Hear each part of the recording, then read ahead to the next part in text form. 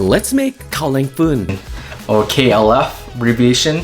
Rice flour, tapioca starch, and Mung starch. This can help with elasticity. So there's different ways of making this. There's different variations. Everybody makes it differently. I have my water here.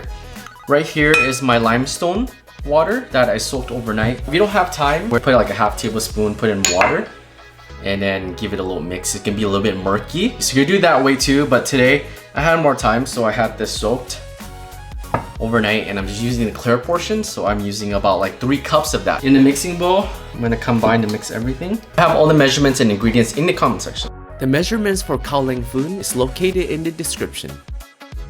Pour in my water, giving it a stir and pouring as I go, a little multitasking here.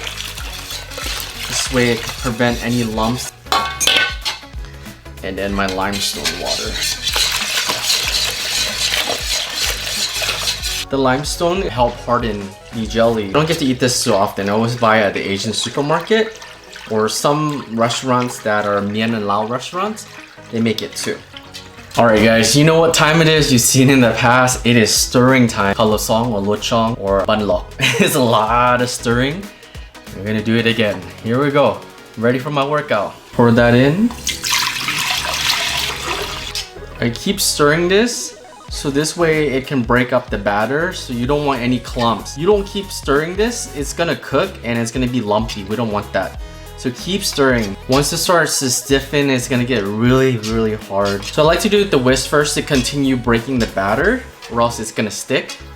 Then later on, when it starts to stiffen up, use a spatula or wooden spoon. Some of my close friends are Mien descent. You're not familiar with Mien? It's one of ethnic groups in Laos. So in Laos, which is my motherland, neighbors to Thailand, Vietnam, and Cambodia. In Laos, there's so many different ethnic groups, so many. Some of the known ones are Mien and Hmong. There's all sorts. There's Thai Dam, Thai, Lu, all sorts of different tribes. So we do share dishes. It'll start to stiffen up, so I switch to like a wooden spoon or spatula. And if you get very tired, do both. Stirred pot, stirred pot. We don't want it to burn. Keep going. It's the consistency we got.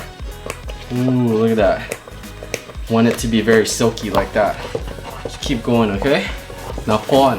DJ, hit the music! You guys ready? Make some noise!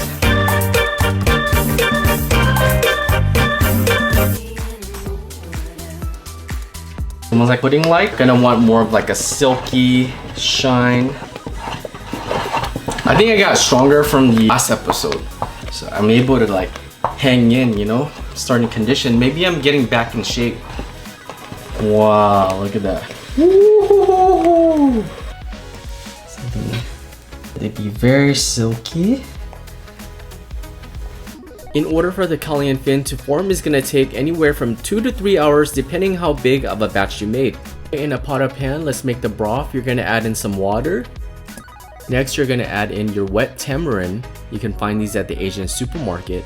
And lastly, your hibiscus flower. What I like to do is use a pair of chopsticks and kind of break down the tamarind because they can be hard to break down. So once everything dissolves, just turn off the heat and set it aside. Next, strain this, and then you can go ahead and add more water to your likings. I don't like to add too much water because I like it very sour. And we're done with that. Set aside for later use. Next, cut your Kao Leng Feun into cubes, or if you want, you could do it into small noodle strands. I do have a video on that when I use the potato ricer. I do have that on my YouTube channel as well if you want to use a potato ricer to make little Kao Leng Feun jellies. And the final step of making Kao Leng Feun or Kao Leng Feun is you're gonna need topse. Now these are hard to find. I did get this from Aunty Jenny. You may know her as Kasoy & Co. Topse is a fermented bean paste or Tua Nao. They're really hard to find, so sometimes they're available at Lao, Hmong, or Mien supermarkets. Next, place your garlic, tomatoes, topse, and chilies in a tin foil, fold it, and place it in an air fryer for 375 for 15 minutes. If you don't have an air fryer, no worries, you can boil it in the oven. I also do roasted tomato, or you can boil it. You can combine everything in a pestle or mortar, but I'm just gonna use a blender today. My garlic, my pepper, and my topse. Next, add your garlic, your desired amount of chilies, and your topse, and a little bit of water. You're gonna blend this into a paste. If you are new to my channel, you will find out quickly that I like to eat very spicy, so I made mine with extra roasted chilies. Once complete, you're gonna look for a paste like this.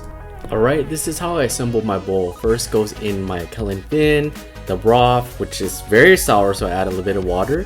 Next, I added some MSG for that umami flavor, some tamarind powder. I like mine extra pungent, so I'm gonna add more topsei to mine. It's gonna make it more spicy, savory, and umami. And lastly, for a pop of color, some chopped cilantro.